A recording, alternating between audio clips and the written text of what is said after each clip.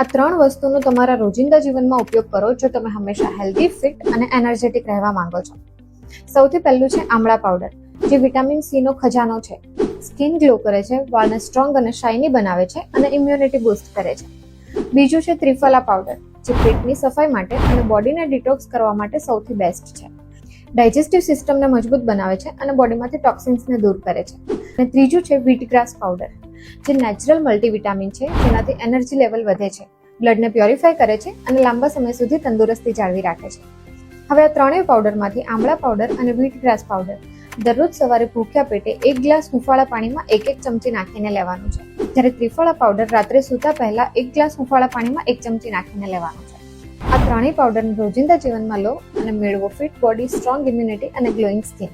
આ ત્રણેય powder natural organic ફોર્મમાં તમને refresherlife.in પરથી મળી જશે.